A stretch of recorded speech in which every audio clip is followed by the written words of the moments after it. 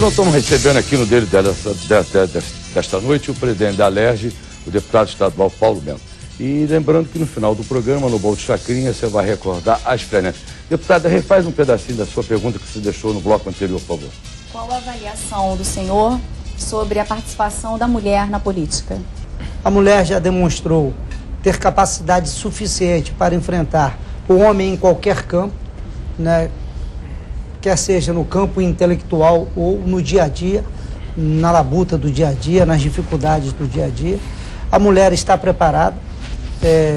Eu tenho o privilégio de ser presidente com o maior número de representantes mulheres no parlamento, né? São 13 cadeiras, né, Gilberto?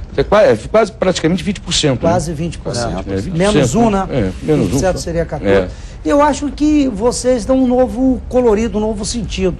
Eu digo isso com muita tranquilidade. Eu tinha um pouco medo da presidente Dilma, quando votei nela, mas achava uma dificuldade muito grande para alguém que não tinha um preparo administrativo, tinha trabalhado, mas não tinha um enfrentamento político-administrativo. Ela está surpreendendo, com uma determinação invejável, com uma capacidade de enfrentar obstáculos, uma rapidez em tomar decisões. Então, acho que é fundamental. Do mesmo jeito que nós teremos mulheres que não representarão bem, como nós temos homens que não representam bem, isso faz parte exatamente do rodízio da escolha do dia a dia. Mas eu acho fundamental, inclusive, que as mulheres participem sempre cada vez mais, esquecendo a questão da cota, que tem direito a 30%, se puder ter 50%, quiser disputar o voto, é a coisa mais natural do mundo, mais saudável do mundo. Eu acho que nós vivemos um novo marco. E o Brasil, ele conseguiu, assim de uma forma muito direta, dar uma demonstração inequívoca para o mundo que esse país é um país novo e diferente. Nós tivemos, né, um metalúrgico trabalhador que não tinha o mérito intelectual, né, como muitos exigem, se tornou presidente da República sem o meu voto no primeiro mandato e com muita resistência a ter o meu voto no segundo mandato. Só dei o voto por disciplina ao pedido feito pelo governador Sérgio Cabral, mas que ele surpreendeu e, graças a Deus, o meu primeiro voto não influenciou para que ele deixasse de ser presidente, ele pôde ser presidente. Nós temos a ministra Dilma, que se tornou presidente, dá uma mulher, melhorou as relações internacionais do Brasil, está equilibrando a economia, não tem dificuldade de enfrentar as adversidades e faz com que a gente descubra que cada vez mais os ares da democracia fazem bem a todos. Não, eu, sem querer fazer média, eu tenho certeza que o presidente, com a sensibilidade que tem, e a fala dele colocou duas coisas para mim que são importantes, além da próprio histórico aí familiar, essa preocupação que o problema habitacional é sério. Mas ele depende de políticas de governo que enfrente o problema da habitação e a relação nos lugares onde tem gente de área de risco. Você tem que, às vezes, discutir, não tem que ter uma política demagógica, mas tem que ter uma relação que respeite também a situação das pessoas. Mas eu queria aproveitar e levantar um tema que, para mim, sem forçação de barra, também tem a ver com a habitação, tem a ver com a questão da saúde, uma série de pontos. E que eu tenho certeza que, sob a presidência do deputado Paulo Melo, já era um pouco na gestão anterior, a Assembleia vai ser um ator importante. É bom que as pessoas saibam, por exemplo, falando em saúde, que o estado do Rio de Janeiro é, infelizmente, ainda hoje, a unidade da federação onde o problema da tuberculose é mais sério. O maior percentual de tuberculose entre as unidades da federação é aqui no Rio de Janeiro e no Amazonas.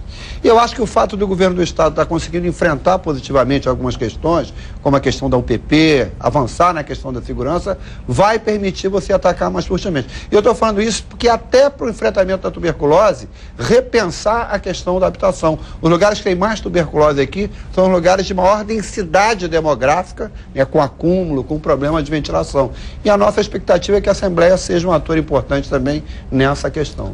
Tem sido, Gilberto, quando nós permitimos que o Fundo de Habitação Social abarcasse 10% da contribuição do Fundo de Pobreza, obtendo assim recursos necessários para empreender um projeto habitacional, iniciativa da Assembleia Legislativa, nós estamos contribuindo para pelo menos encontrar um caminho para o grande problema, que é o problema habitacional.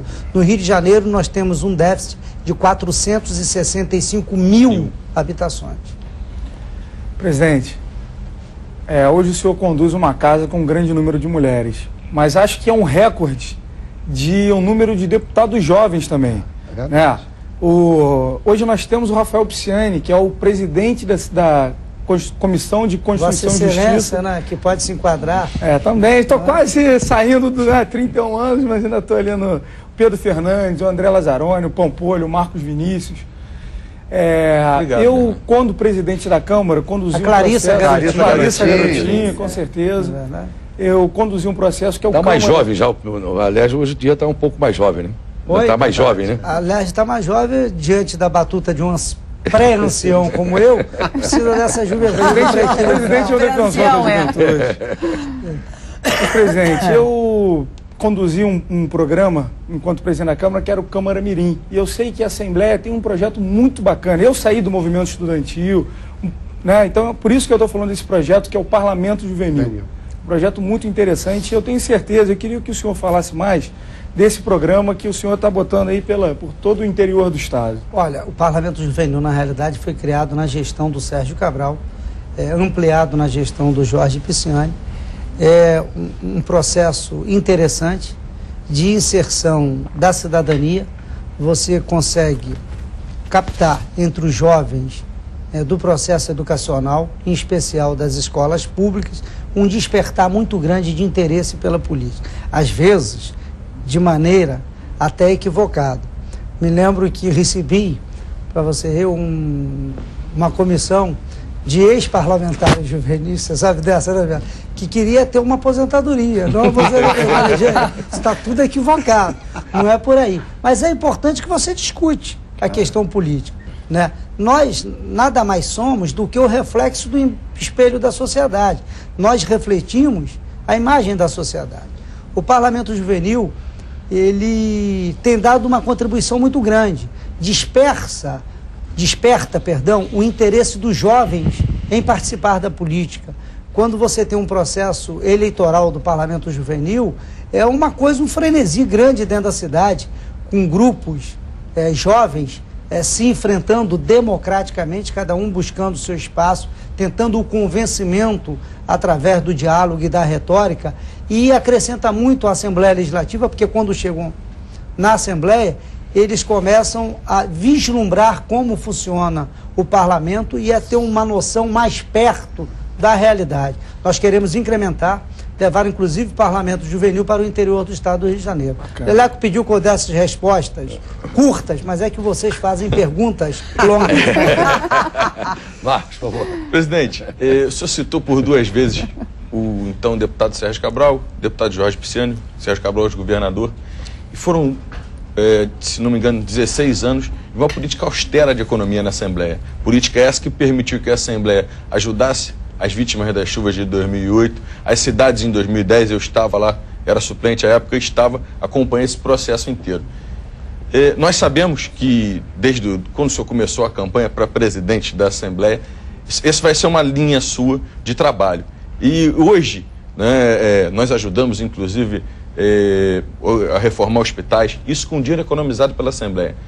O senhor vai continuar esse caminho, essa política austera, mas a Assembleia pode doar mais? Nós podemos ir mais longe? Não sei, é uma coisa a se analisar no dia a dia. A austeridade vai continuar, porque eu acho que ter respeito ao dinheiro público é uma coisa fundamental. E eu participei desse processo, porque eu não me desassocio desse processo dos 16 anos. Sérgio Cabral foi presidente, eu estava lá embaixo como seu escudeiro. Eu hoje ressinto muito, sofro muito por não ter uma pessoa como eu fui para o Sérgio Cabral e como eu fui para o Jorge Pisciani. Isso é um processo de amadurecimento, de maturação. Mas nós vamos continuar empreendendo uma política de respeito ao dinheiro público, de austeridade e, sempre que possível, com dinheiro que pertence à população, levar o melhor para ela. Eu vou pegar o gancho, só na observação do Marcos Vinícius, porque eu acho que já agora também, às vezes a imprensa divulga pouco algumas ações no Legislativo dessa questão de austeridade. Lembrar que, por exemplo, a Assembleia, agora, sob a sua gestão, está reforçando, eu conversei outro dia com o diretor de informática, com o deputado Tutuca, que é da mesa diretora, um esforço maior, por exemplo, na adoção do software livre na Leste.